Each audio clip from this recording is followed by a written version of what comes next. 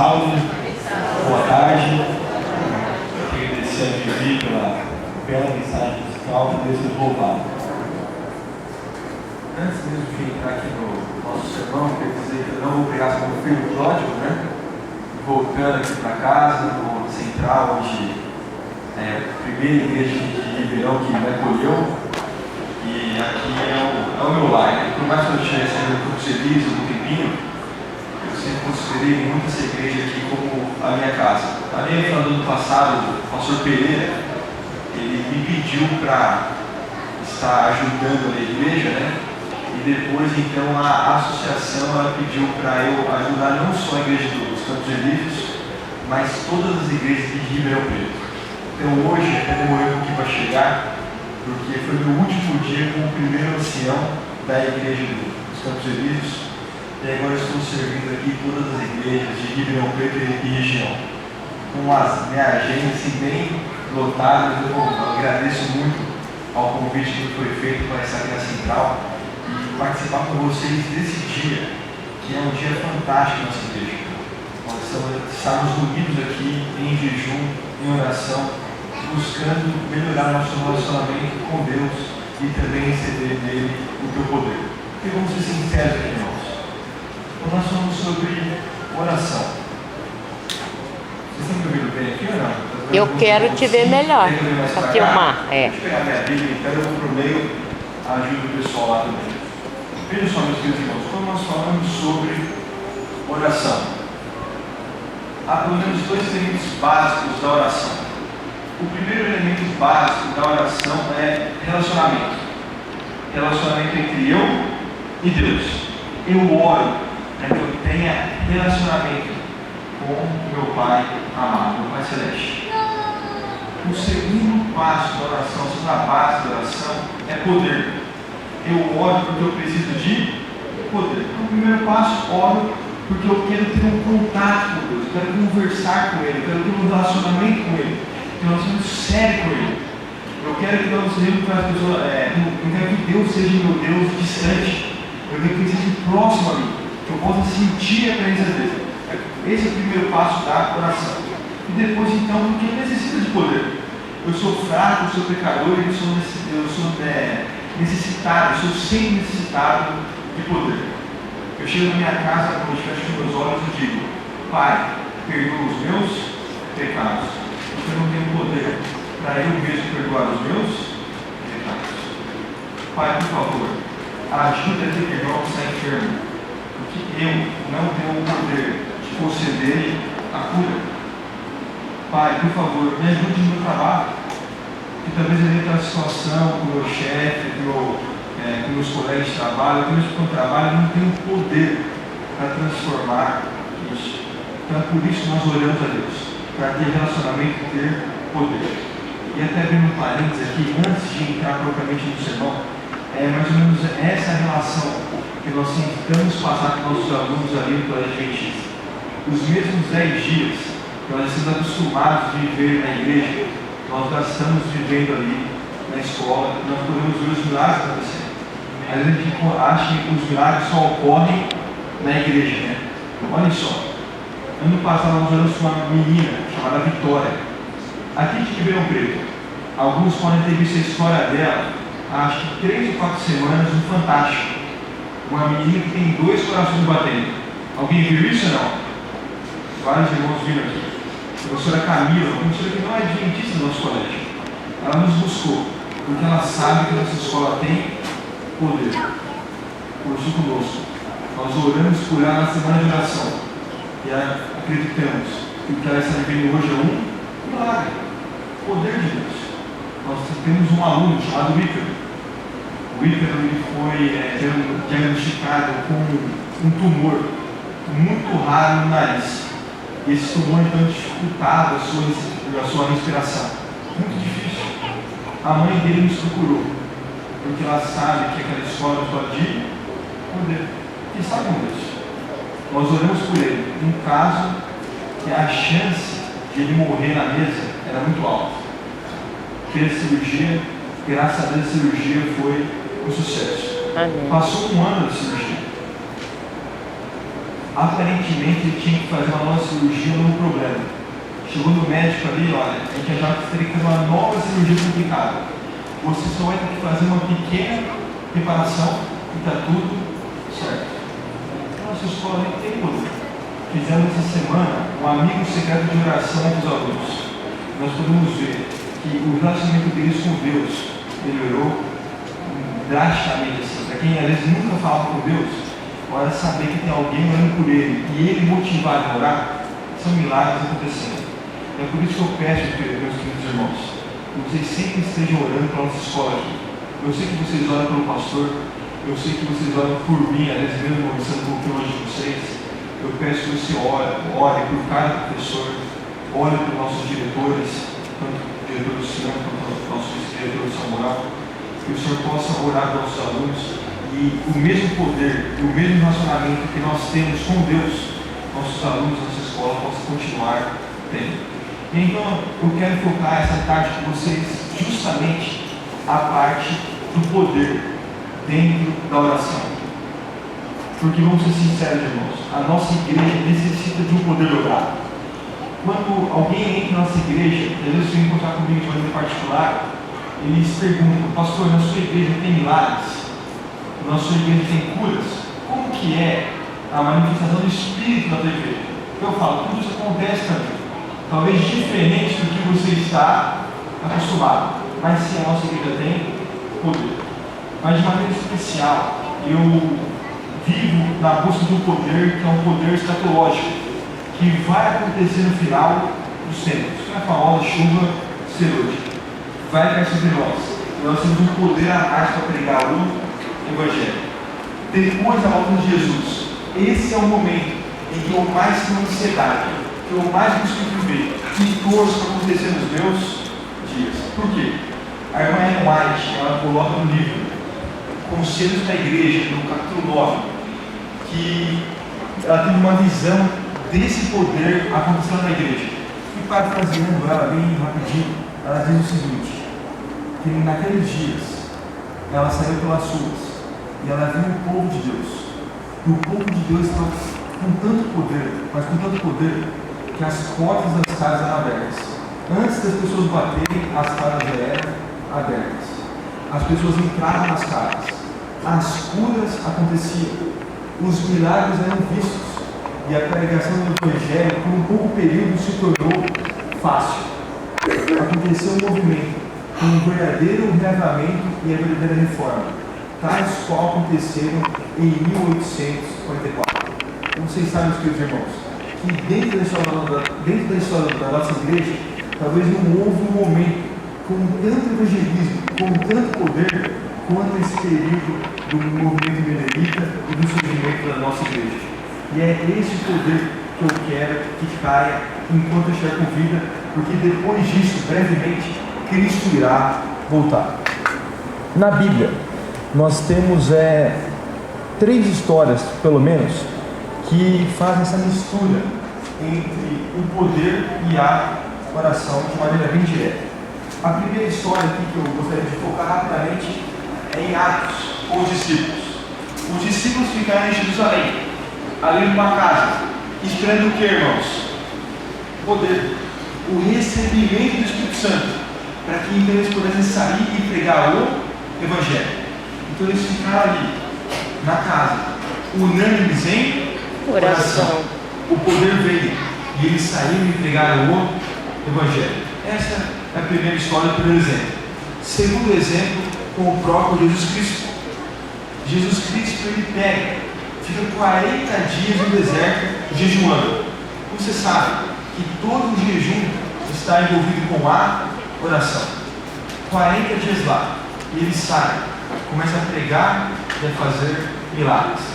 40 dias de oração, esperando descer o poder. Não que ele não tivesse poder, mas que para dar o início ao seu ministério, precisaria do Pai conceder um poder sobrenatural. E ele vai e prega, e o poder é visto sobre ele. Entre essa pregação que tem poder está o Sermão do Monte. E é muito interessante o Sermão do Monte, porque dentro do Sermão do Monte tem essa relação da oração com o poder. Abra sua Bíblia em Mateus, no capítulo 4. Em Mateus capítulo 4 nós temos aqui, eu vou fazer uma pequena análise rapidinho do capítulo 4 até o capítulo 9 com vocês. No capítulo 4 nós temos aqui a história mencionada. Jesus está no deserto orando. Talvez você tenha aquelas Bíblias que tem os títulos. Se você tiver essa Bíblia, acompanhe comigo aqui. No capítulo 4 ele está lá no deserto, tem a tentação. Logo em seguida ele começa o seu ministério.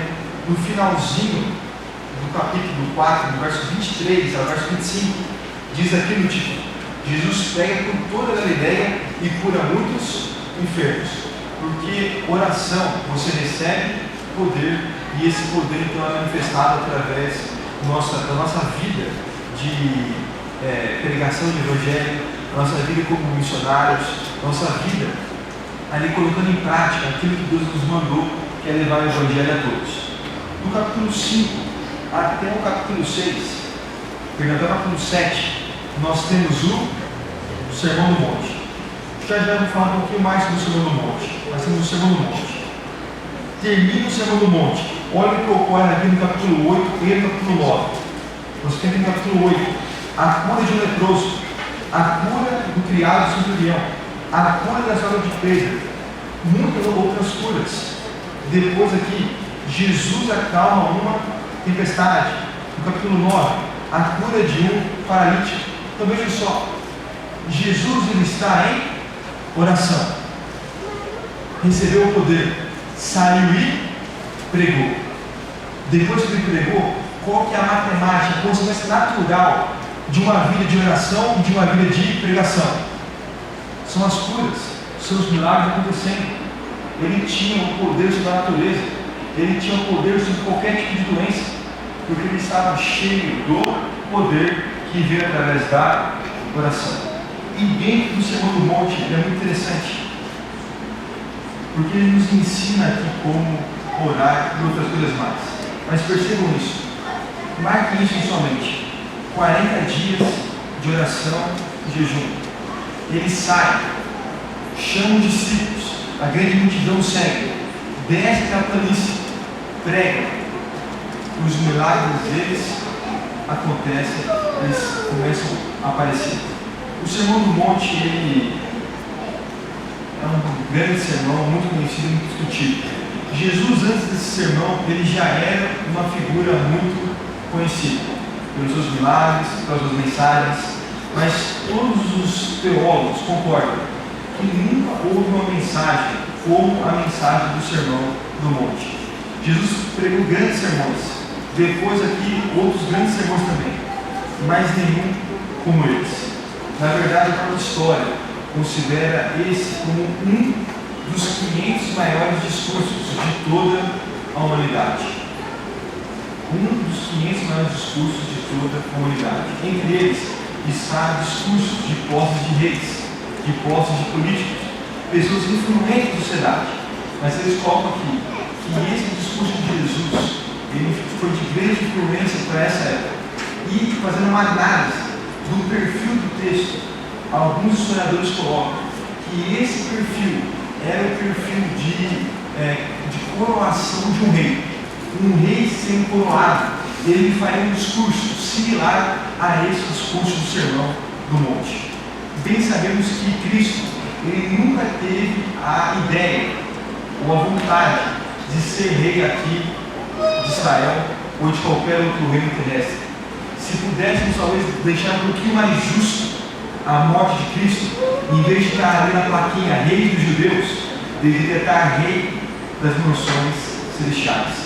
Porque o único discurso de posse que ele fez foi justamente esse. Aqui no capítulo 5 até o capítulo 7, Jesus está dizendo que ele é rei de um reino celestial. E é esse o texto, é essa a mensagem que ele quer dar para as pessoas que estão ali na planície. Esse texto é um texto de estudo, talvez você já tenha ouvido vários e vários sermões sobre ele.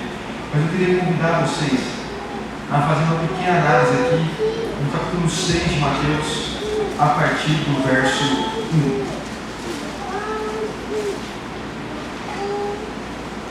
Mateus 6, a partir do verso 1. Diz assim: guardai-vos de exercer a vossa justiça diante dos homens, com o fim de ser vistos por eles. De outra sorte, não tereis galardão junto ao vosso Pai Celeste.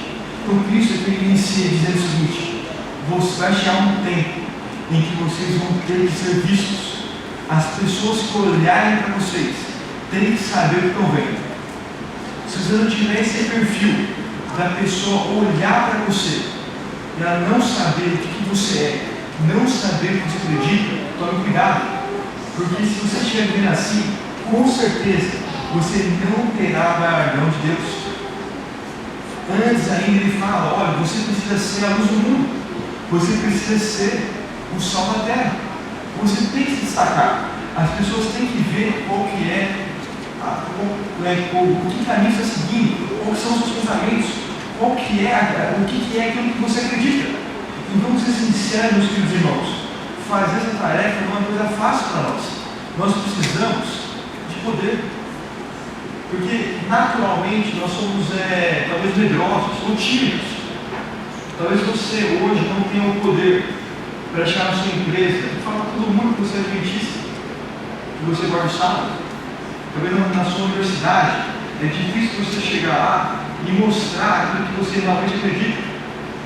Às vezes vem um amigo, vem alguém: vamos lá naquela festa, vamos fazer tal coisa. Nós não temos o poder para falar não. E mais do que falar não, nós não temos o poder de reverter a situação e, em vez de eu ser influenciado por ele, eu influenciar ele. Então aqui ele fala: precisa de poder. E aí você fala assim: como será então que eu vou obter esse poder? No mesmo capítulo 6, do verso 5 ao verso 7, ele fala sobre orar. Como você deve orar?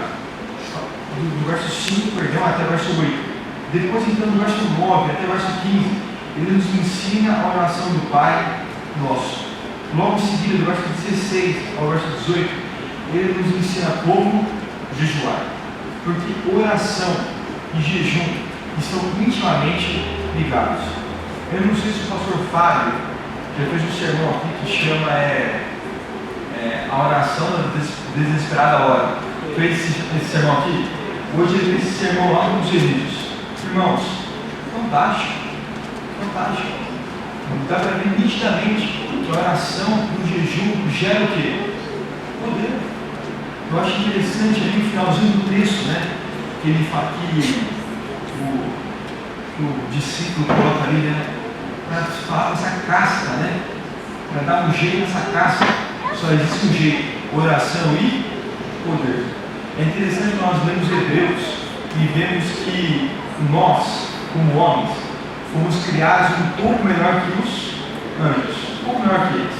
Eles são mais poderosos do que nós, mas nós queremos equilibrar a partida. Nós precisamos gastar tempo em jejum e em oração, porque teremos o poder sobrenatural do Espírito Santo para, se possível, se não preciso, através de nós, o inimigo o quê? Fugir. Mais uma vez dizendo, não porque temos o poder, mas porque Deus nos usa para estar no meio daquela situação, para podermos então tirar o inimigo, livrar o inimigo dessas pessoas que estão sendo presas por ele.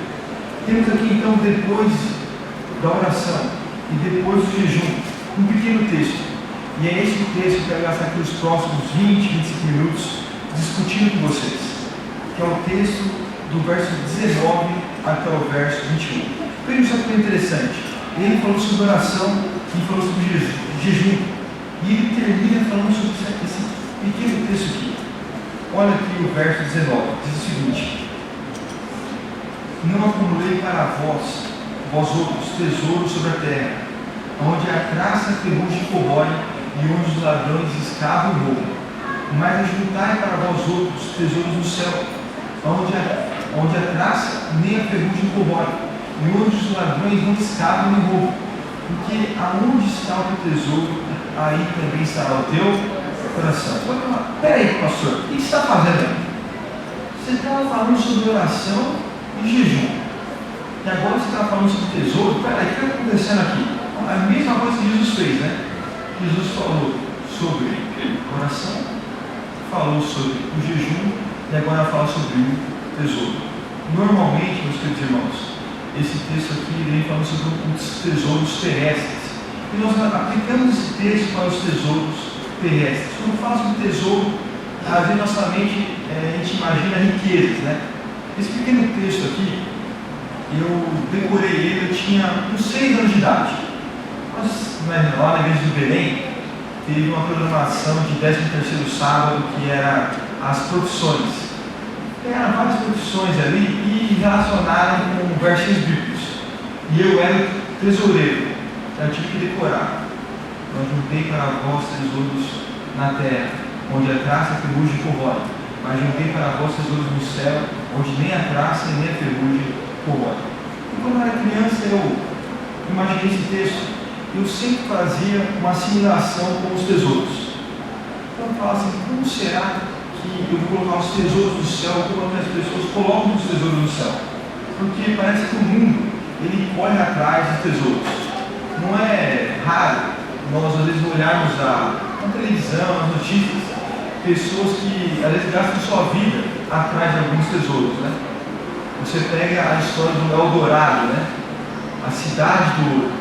Pessoas que talvez gastaram sua vida para procurar esses tesouros ali de uma cidade de ouro. Atlantis, muitas pessoas gastaram talvez a sua vida para procurar a cidade perdida e a riqueza que talvez ela teria não só material, mas também intelectual. Pessoas aí que ganham a vida, né? Colocando equipamentos de mergulho, nadando no fundo do mar, encontrando navios que carregavam tesouros. Talvez a nossa luta aqui hoje é para buscar tesouros. Quem aqui não quer, talvez, trabalhar, ganhar mais dinheiro e conquistar uma boa casa, talvez ter uma boa poupança, ter um bom carro? Você olha nas últimas manchetes aí e vê a vida do Eike Batista, né? Quantos tesouros que ele tinha, né? E tudo foi por água abaixo. Daí, quando eu era criança, eu olhava para as histórias e pensava o seguinte: como será que eu vou colocar os meus tesouros no céu? Como que eu faço para colocar meus tesouros no céu?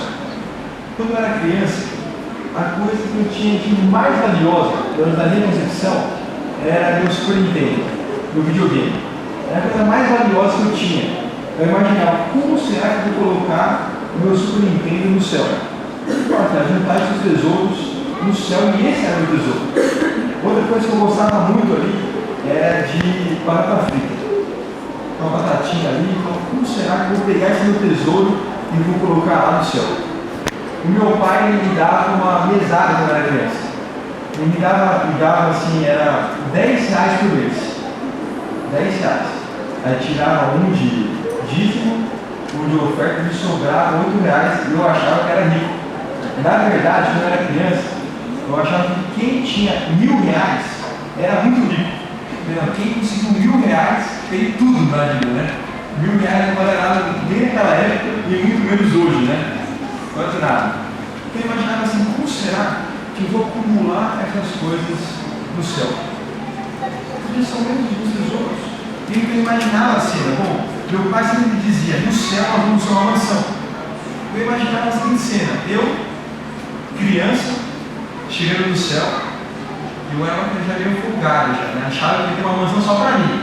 E meu pai ia morar numa mansão e ia morar em outra. Quando chegava na minha mansão ali, e quando chegasse na minha mansão, tinha algumas coisas mobiliárias ali, mas no meio da sala ia ter um baú. Esses baús bem de desenho mesmo, sabe? Bem de madeira, com uns peixes ali de aço, olhava assim de ferro, bem duro. E quando eu abria o baú, vinha aquela luz na minha cara, assim, né? Com as coisas preciosas que tinham ali dentro. Tipo, bem piratas do Caribe, assim, né? Abria e olhava, aquela luz dos tesouros. Então, como será que eu coloco esses tesouros lá? É claro que o tempo passou e os tesouros vão mudando, né? Na verdade, em toda a história, os tesouros mudam. Você pega a questão das riquezas, né? A luta pelas riquezas. E tem uma leve pesquisa para ver o que os grandes, os milionários, gastam sua riqueza. E chega uma hora que aquele que é muito rico nem tem mais aonde colocar o dinheiro, né? Aí ficou vendo com o que eles gastam o seu dinheiro. Tem gente que gasta fortuna com um cachorro, na verdade? Na verdade, no Brasil hoje, se não me falha a memória, o terceiro país que mais se gasta com pets, né? Com animais de estimação. O cachorro mais caro já comprado, ele é um cachorro que chama, eu esqueci o primeiro nome, a primeira parte da raça dele, alguma coisa mastim, se chama maltês, maltim, alguma coisa assim. O cachorro comprado por um chinês, por mais ou menos 4 milhões de reais. Um cachorro. 4 milhões de reais. Muito dinheiro, né, irmãos? Você pega as obras de arte. Esses dias foi leiloada uma obra de arte em mais ou menos 860 milhões de dólares. Foi a maior obra já leiloada. Você pega as riquezas, né? Uma das coisas mais ricas do mundo, mais valiosas do mundo, né, é o diamante. Pessoas gastam fortunas pelo diamante. Tem algumas outras pedras preciosas que valem um pouquinho mais que o diamante. E as pessoas gastam muito dinheiro por isso. Alimentos, né? Estava vendo ali um tipo de caviar que acho que cada 100 gramas custava mais ou menos 30 mil dólares. Muito dinheiro. As trufas brancas, uma espécie de fungo ali de cogumelo, também estava entre os 30 a 40 mil dólares, se não me engano, é meio quilo, para fazer ali uma sopa, colocar numa salada. É muito dinheiro. Aí eu fui pesquisar para ver qual era a coisa mais valiosa que eles assim já tinham vendido ou estavam produzindo. E aí então a NASA está produzindo hoje um elemento que é chamado de antimatéria.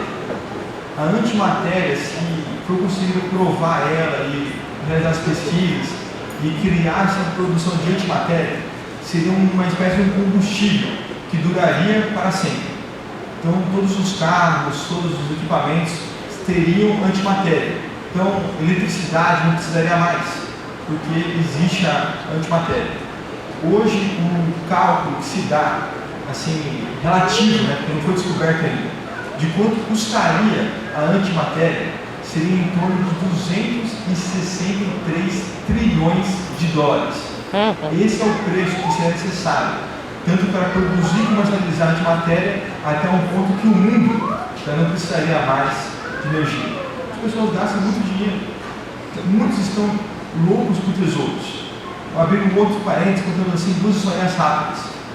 O brasileiro ele é tão assim sedento por tesouros, por riquezas, que nós ocupamos o top dos grandes crimes a bancos de todo mundo. Nós temos o segundo lugar, até 2011, um crime cometido em Recife, a um banco lá. Mais de 40 homens cavaram um túnel por debaixo da terra, entraram no banco ali e roubaram hoje uma média de 200 ou 300 milhões de dólares.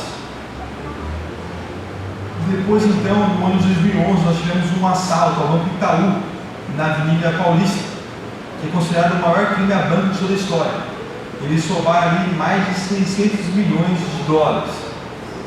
Então ali em reais, na época, daria um pouquinho mais de 1 bilhão e 200 milhões de reais. É muito dinheiro, meus irmãos. Então temos as lutas pelas riquezas. Aí vamos ser sinceros, meus queridos irmãos. Quanto que vale essas coisas no céu? Nada. Será que é isso de fato? Esses são os tesouros que Deus quer que eu acumule no céu? Será que são esses? Será que Deus quer que eu pegue a antimatéria e coloque lá no céu? Será que Deus quer que eu pegue essas comidas e coloque lá no céu? Que eu pegue essas obras de arte e coloque lá no céu? É claro que não. Então eu pergunto, o que será que é esse tesouro real? Quais que são as coisas, ou qual é a coisa que de fato eu posso levar para o céu? Aqueles mais antigos diziam o seguinte: olha, pastor, a única coisa que eu posso levar para o céu é o quê? É o caráter. A única coisa que você pode levar para o céu é o caráter. E claro, automaticamente você vai ser o quê? Salvo, né? Vai você e o seu caráter para o céu. Mas eu quero perguntar para vocês, irmãos, será que de fato essa é a única coisa, ou esse é o único tesouro que nós podemos levar para o céu? Não é, irmãos. Sabe o que mais nós podemos levar para o céu? Pessoas. Pessoas. além de levar o meu caráter, que é um grande tesouro, a minha vida para o céu, o outro e único tesouro que eu posso levar para o céu são as pessoas. Porque o preço que custa uma pessoa não dá para se pagar aqui na terra. Porque senão eu e você tínhamos pago. Precisou um Deus sair do seu trono, descer aqui na terra e derramar o seu sangue para poder pagar o preço que eu e você valemos. Então, o único tesouro que eu posso levar para o céu é a minha própria vida e também a vida das pessoas que eu amo ou das pessoas que me servem. E é por isso que eu necessito da oração e do poder. Porque sem a oração e sem o poder, eu jamais conseguirei acumular tesouros do céu. Ou não conseguirei acumular os verdadeiros tesouros do céu. Eu vou gastar uma vida buscando os tesouros terrestres, ou pensando que os tesouros terrestres, eles são de fato aquilo que Deus espera que eu acumule. Mas aquilo que é certo, aquilo que é verdadeiro, eu gasto pouco tempo. Então, quanto será que várias pessoas? Será que as pessoas que Deus nos deu a oportunidade de encontrarmos não vale o nosso esforço, não vale o tempo que eu gasto com oração, com jejum? Eu olho para a minha família, eu sou muito grato a Deus. Deus me deu um tesouro muito grande de ter um bom pai, de ter uma boa mãe, de ter um irmão fantástico. Deus me deu um tesouro de ter uma esposa maravilhosa, de ter um filho lindo. Esses são meus tesouros. Se eu não gastar a minha vida, ou a maior parte da minha vida, para conseguir acumular esses tesouros do céu, o que valeu a pena nessa terra? Eu gastei tempo com o quê? É interessante, meus queridos irmãos, para me pensar um pouquinho sobre o tempo. O tempo que nós gastamos com as coisas fúteis da vida. Eu estava lendo uma pesquisa ontem, que eu fui pregar no Quintinho sobre mordomia e sobre o tempo. O brasileiro não trabalha só 8 horas por dia.